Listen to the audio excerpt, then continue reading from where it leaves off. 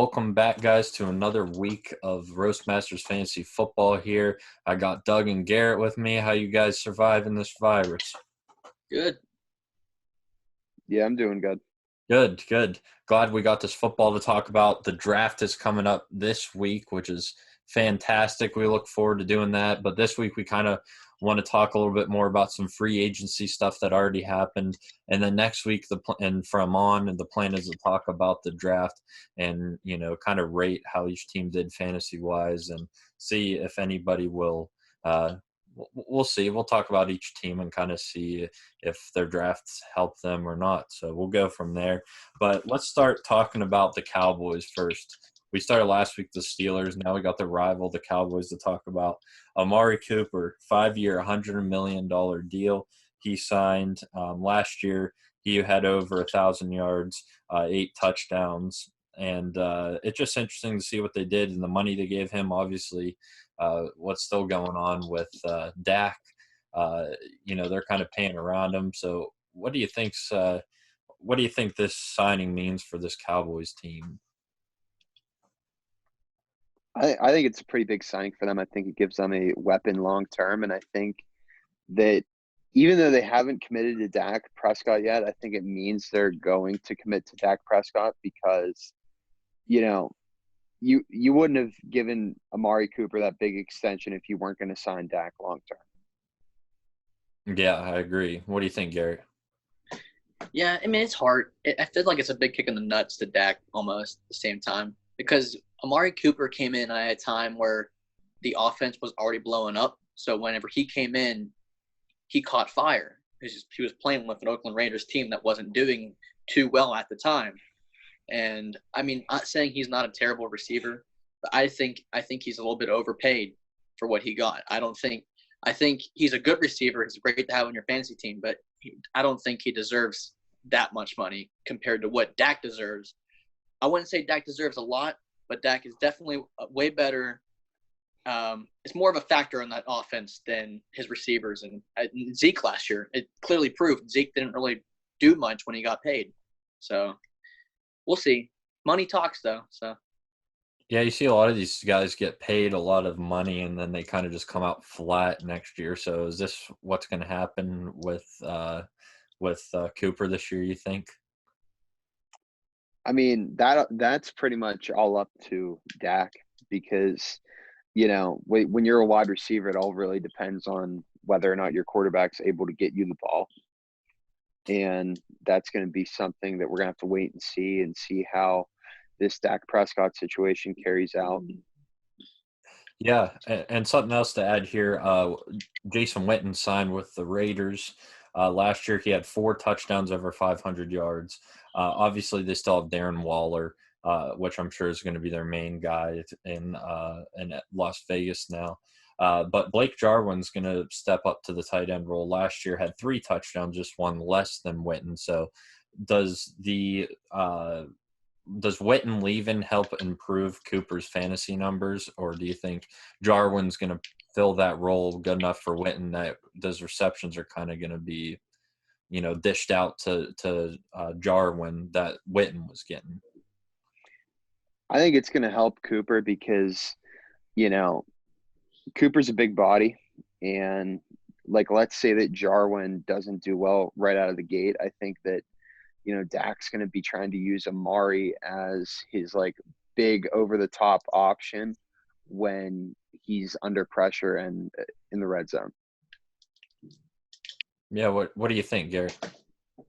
it's hard to say. I mean, I'm kind of 50-50 on it. I feel like Jarwin's going to get a lot more looks in the beginning of the season off the bat to see if he's going to be reliable and if he can pan out. So maybe Cooper won't get as much looks in the beginning, the heavy looks in the beginning of the season.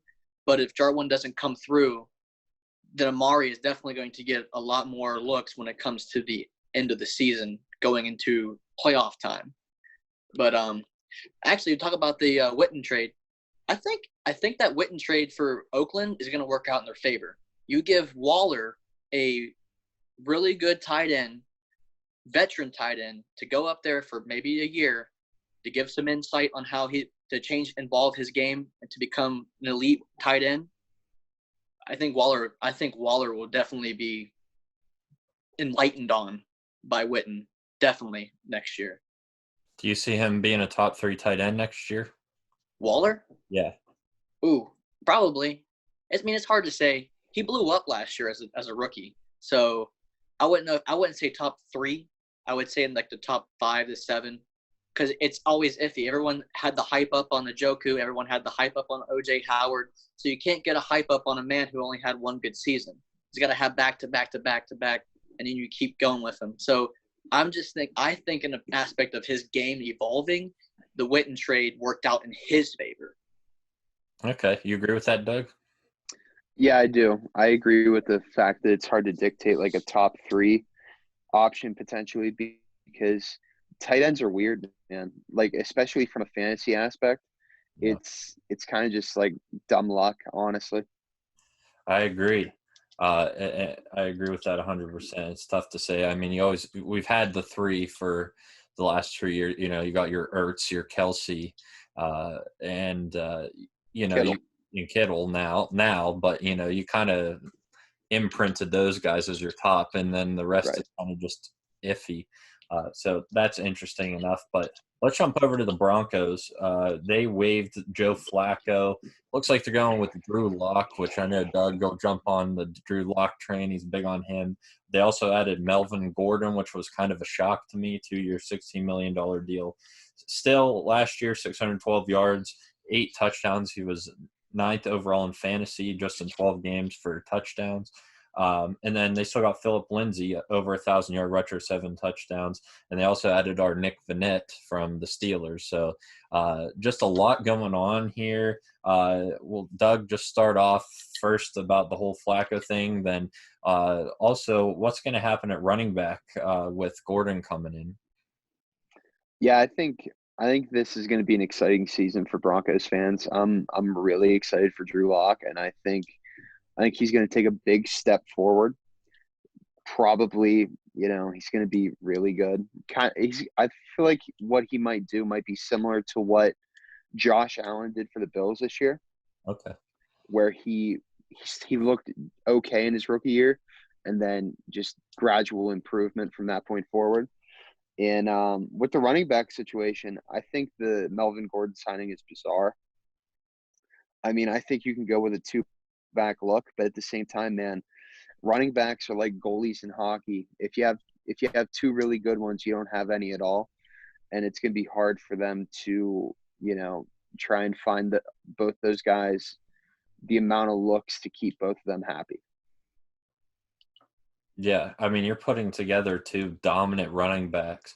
And, Royce Freeman wasn't really that bad of a running back either. And now he most likely won't even play or, try to look elsewhere for another team. So then there's talent at running back on the team. And then you add just a monster like Melvin Gordon. Like, I don't know, fantasy-wise, I think it kind of hurts both guys, in my opinion. I'll let Garrett elaborate. But who do you even go to? Who do you even draft? Like, to me, it's like, is it even worth drafting one of them? Because who's going to get the looks? We won't know. It's kind of going to be a risk till the beginning of the season, in my opinion.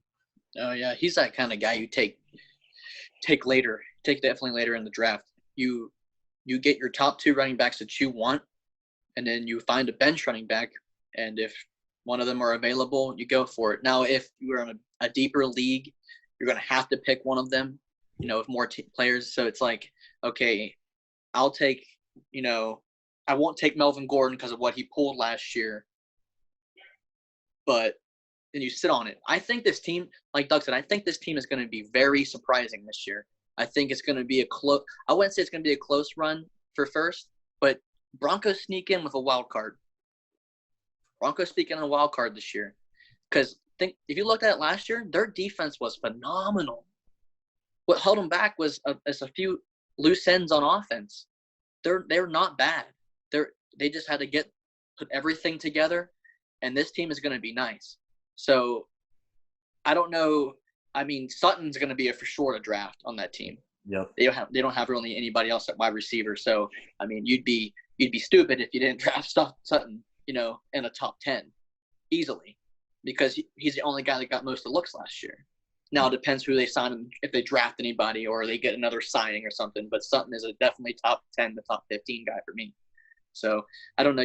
It's going to be interesting, that running back position, though. Be very surprised. Yeah, I think although the running backs might be iffy, I think Melvin Gordon takes a little bit of a drop of where he's going to be drafted just because of being Lindsey and Gordon. But I think this ultimately benefits Drew Lock. I mean, he's got two good running backs behind him. Cortland Sutton, he's got another year with, who Sutton really went off last year. So I think Lock benefits from this, don't you think, Doug? Yeah, I think he's going to benefit from it big time. And the other person you can't forget about is they have Noah Fant at tight end. Yeah. Who was solid last year for a rookie, and I think that he's going to take a step forward as Drew Lock does, and I think that he could be a very underrated fantasy option in the mid to late rounds of a draft. I agree completely. So let's jump on the Redskins here. They traded for Kyle Allen. It looks like they might be going with them. After last year, it just struggles all across the board with this Washington team. Although they have Ron Rivera now as the coach, so they got Kyle Allen there. They also added Peyton Barber from the Buccaneers. So now you got Geis there and Barber. What do you think is going to happen with this Redskins team, Doug? I still think they're going to be terrible. I agree. I don't get it. They've just been horrible ever since RG3's knee went. And the big thing is for me is like, yeah, you have Kyle Allen, and I understand why you trade for Kyle Allen because of Ron Rivera being in Washington. Obviously, he would have a history with him. And my big thing is just like, what are you doing with Dwayne Haskins, man? Like, yeah, this is turning into another Josh Rosen type of scenario where, he's not a draft bust, but like at the same time, it's like you drafted him with such a high pick. Why aren't you giving him the opportunity to try and succeed? You guys were real high on him last year. I didn't think he was going to amount to anything. So to me, I think it's a draft bust. And I don't know if you're drafting so high on Haskins and then, Haskins comes in and doesn't do anything. And then you bring in Kyle Allen. It's kind of like a shot in the foot to Haskins. Like, okay, so you don't trust me in my second year. You're going to bring in Kyle Allen. I don't know. That's how I feel about the whole situation. And the potential that Cam Newton could potentially even sign there. We don't even know what he's going to do. So because there are talks about Rivera being there, that Newton will go there. I don't think he will go there, but still, I mean, Allen last year was 17 touchdowns, 16 interceptions. He's not that great. So I still think this team's going to struggle at running back, maybe a little bit more stability with Geis if he's healthy, and adding Peyton Barber, who had 6 touchdowns last year, and only signing him for a 2-year, $3 million deal. Like, they got a steal for Barber. He can still perform, but I just don't think it's going to be enough to carry this team. So what do you think, Garrett? Only thing I want is more Darius Geis. I am really high up on that dude. He is a monster. And it's a shame that he had back-to-back season, injuries. The one was season ending, and the other one, he was out for a few weeks. But I think he has potential. He's just on a really crappy team. So, and he also has Adrian Peterson in front of him, and it's like, when's the dude going to retire? When is AP going to retire? And you're not Frank Gore. Your body's a little more fragile than Frank Gore's. Frank Gore is just a turd you put out there to run for 50 yards a game. But I'm kind of excited to see how if Washington can turn their season, or at least get a little better of a record. I mean, they held their own against some teams that surprised you on defense, and then there's some games where they just got destroyed. It's like, one week you have something, and next week you have another. It's like, what? This wasn't the same team that played last week that's playing now. So what's going on here? I think it all started with Alex Smith getting hurt, And then it also started with the Trent Williams, with him just pulling his stupid shit. So it's like, you'd have to just go with the flow. I think the whole team was cursed this year. It was cursed. Yeah. All right, let's jump on the Jaguar bandwagon a little bit. They signed Tyler Eifert to a 2-year deal. There's also some talks of Fournette being really unhappy there, and possibly looking to be traded. Doug, what do you feel like's going on in Jacksonville? And with the whole Fournette thing, like, do you think he's going to be traded, or do you think he's going to be on that team? I know I said that Cam Newton, I thought was going to sign there. It seems like Fournette would stay if they would sign Cam Newton. So let's just divulge into this a little bit with what's going on there in Jacksonville. Yeah, I think it's a very interesting situation with Jacksonville. Like, I feel like they're that team that's like they're so close yet so far away at the same time. Mm-hmm. So, you got to try and see if you can just like go for it. Have one really good year and try and create sustained success and a winning culture there. I really like Gardner Minshew. I like him as a player and I like him as a person. I mean, his just the whole aura around Gardner Minshew is incredible. And I feel like if the Jaguars start winning, man, he's going to turn into like a national icon. As for Leonard Fournette, man, I don't know. Like I was scrolling through Twitter today and I saw a bunch of Yinzers saying, "Oh, we should have Leonard Fournette come to the Steelers." And it's just like, no, like I don't want that at all. And he's one of those guys that like it almost reminds you of a Le'Veon Bell type situation where he's like, "Oh, I want out," and that went on for like 2 or 3 years before he finally got out. So we're gonna have to see what's going on there, but my money's on Fournette coming back and starting the season in Jacksonville. I agree. I think he's going to start off in Jacksonville, but what's his numbers going to look like in fantasy? He wasn't really the same last year. So what do you think? If he is like Le'Veon Bell, is he going to kind of just be like, I don't care? Or do you think he'll come out playing hard? I don't know. That's one of those things that's going to be up to him. He can try and use that as motivation and come into camp pissed off and ready to play, or else he can have like a passenger type of mentality. You're towing a very fine line during these types of situations, and it all really boils down to the character of the player. And I'm not going to speak on Leonard Fournette's character because I've never met him, but like, that's something that needs to be questioned, is whether or not he is a worthwhile fantasy option at this point with everything going on.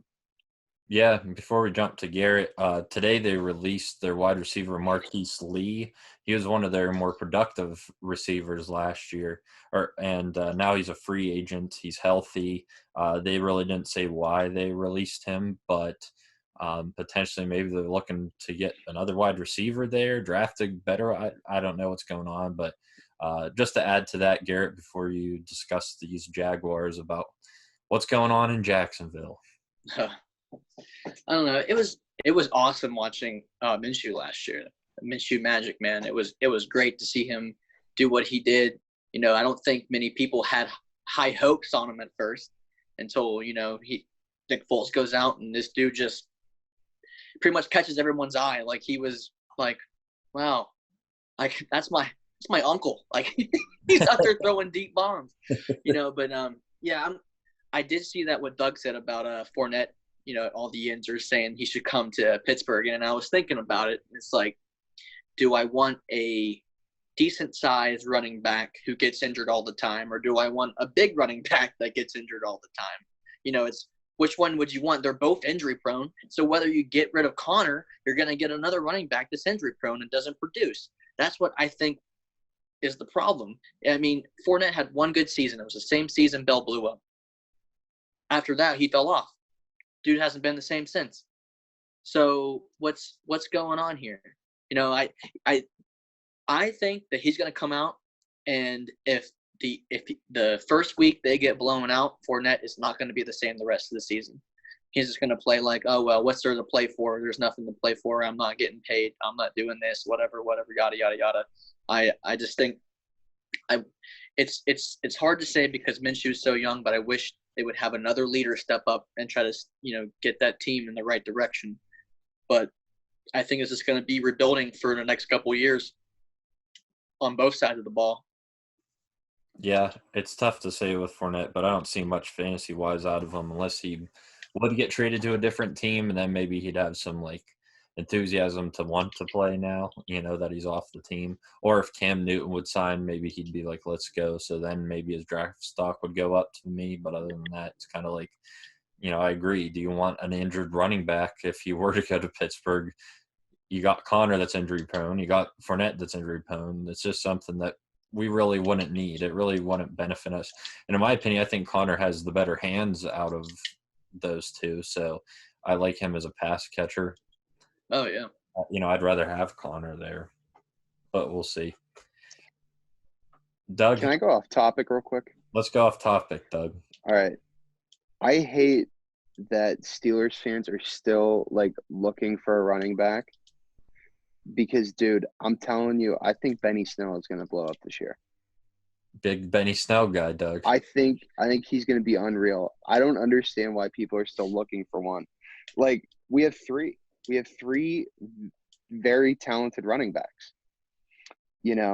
Benny Snell is going to be your power back.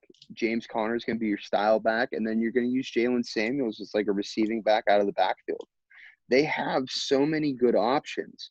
I just don't understand why I understand it's the off season. I understand we're all trapped in the house or should be trapped in the house. But, I don't understand why Steelers fans are always like, oh, look, this random big name person is out on the market. Let's go get him. The only big person that I've seen people talk about that I think would make sense for them would be if they signed Clay Matthews to be an edge rusher. That's it. The rest of them have all been garbage to me. Yeah. So JJ Watt. Yeah, we need that. I want the Watt trio. I just want the Watt trio. Make my day. I think everybody wants that in Pittsburgh the most. The Watt trio in Pittsburgh. I absolutely agree.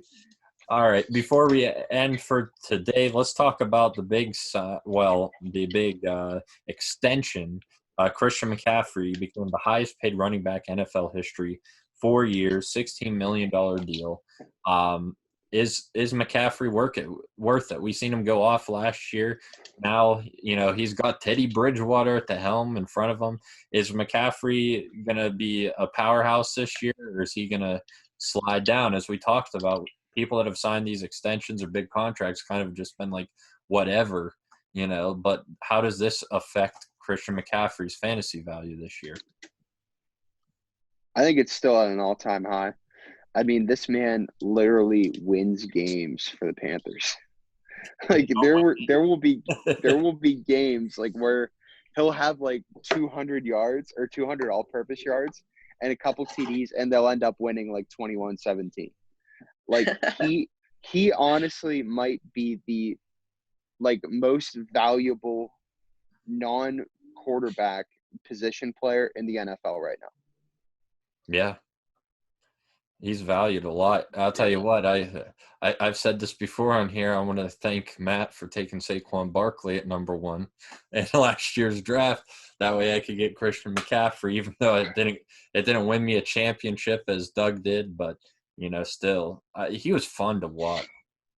Very talented, very fun to watch. He can do it all, and probably the best white running back ever. You know what I mean? You don't see many of them. Man, probably since Peyton Hillis. Yeah. Honestly. Yeah. So that's just really good. But I still see him as a value. I think that team really needs him. Where you look at Cooper, that team has Zeke, that team has Dak. If Cooper doesn't want to play, they don't really need him. Whereas literally the whole team is going to be Christian McCaffrey. It's not going to be Teddy Bridgewater. I promise you that. Oh, yeah. I think there was a play last year. I think I saw him take the snap and then pass it 10 yards on the field. He caught his own pass. I seen him throw it over a house once and run around and catch it too. That's real impressive. I think he pitched the ball to himself the one time. Took the snap, pitched it. He Yeah, grabbed it and ran for 50 yards. And I was like, oh my god. yeah. He punted the football and ran down there and tackled the receiver. Oh my god.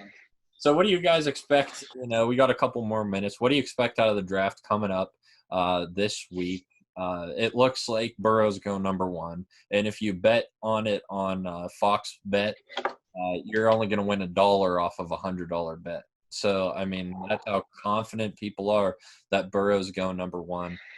It looks like Chase Young number two, and looks like quarterback from Ohio State Okuda could be going three. As of the top three, is that who you have, or do you think that some draft trades could be happening here and some other big stuff could be happening in the top three picks? Man, I'm not really sure because it's early in the week still. We still have a couple more days until the draft. Yeah, I still think some wild stuff can happen. Yeah. But so you're saying that you can bet on people to go in certain draft slots, or is it just who goes number one overall?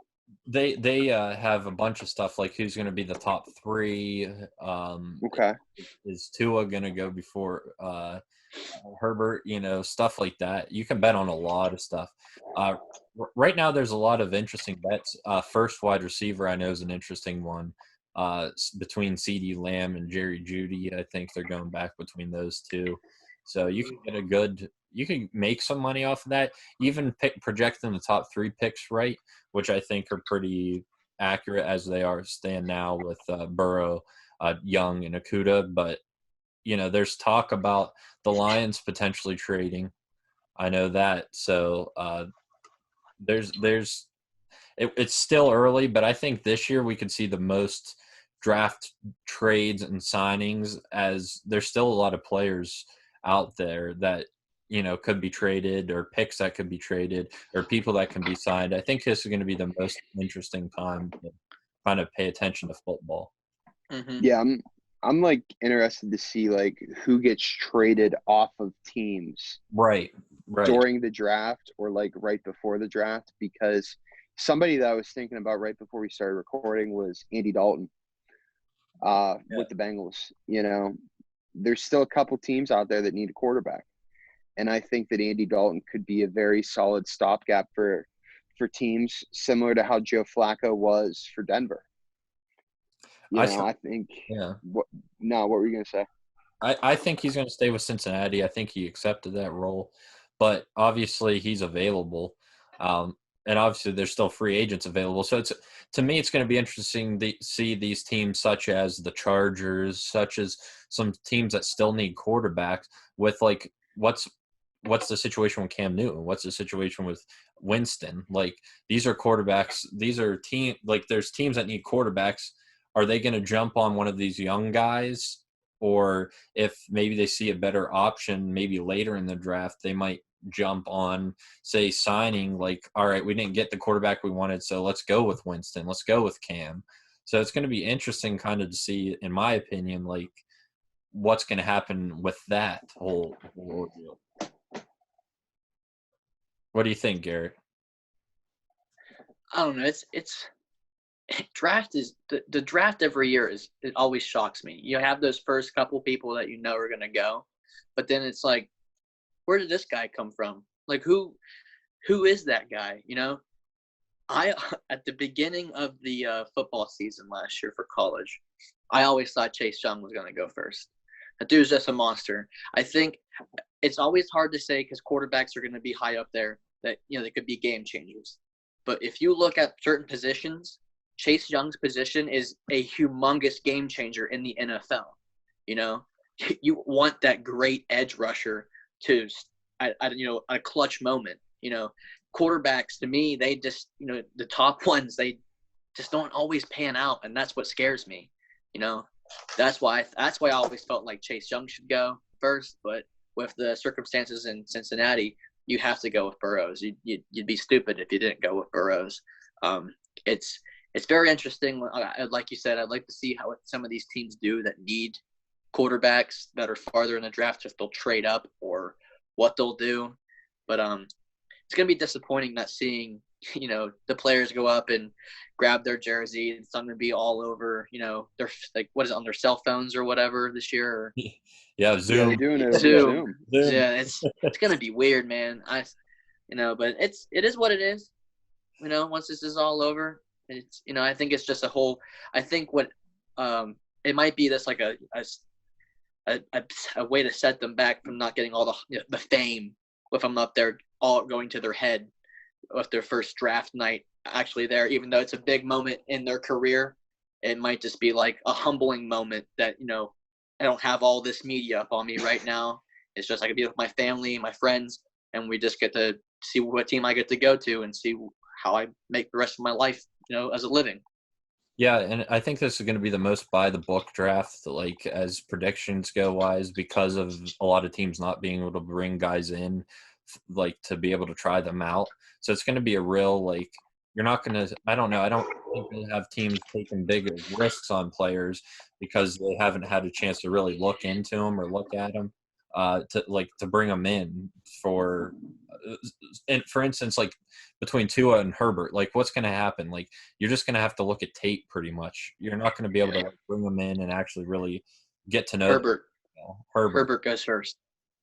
All right, let's do that 10. We only got a couple minutes left. Herbert or Tua? Herbert should go first, but Tua's going to go first because Miami. Yeah, it's so stupid though. Tua is. I Oh know. no! I know. No, I don't. Oh my god. Well, the next time we talk on here, we'll be discussing the draft. I don't know who we'll be discussing first or what we'll be doing. Maybe we'll just do overall what we thought for some teams. We'll kind of divulge into the draft. And just like I said at the beginning of this video, fantasy guys, does this help a team? Is this player going to be a breakout? Is this player going to be a bust? So we'll divulge into that in the next video. But another great episode. Make sure to follow us on all our social media. We're tagged to it. Garrett, are you going to say something? Yeah, and one more thing: Lamb's going first out of every receiver, guaranteed. Over June. All right. Because Lamb played for Oklahoma, right? Is that what I'm thinking of? Yeah. Yeah, Lamb's going first. But make sure to follow us on our social media. Follow us on YouTube here. We also have a SoundCloud account, RM_fantasy football. I'm pretty sure it is. That's our Instagram as well. So if you don't want to see our lovely faces, which I wouldn't know what maybe 40 minutes is just too long to look at us. You can watch it on our SoundCloud, listen to it on YouTube. And also on our Instagram, we provide stuff, and sometimes we have viewer questions. Listen to it while you work at home. You don't have to see our faces. You just gotta listen. That's right. That's right. I listen to our voices when I'm at work. It gives me something to do. I don't really want to stare at myself, but SoundCloud comes in for, man. It's great. And another good episode. I'd like to thank Garrett and Doug for joining me, and guys, enjoy this virtual draft. I think it's going to be interesting, and I'm sure we'll have a lot to discuss next week. Yeah. All right. Have a good one, guys. Peace out. Yep.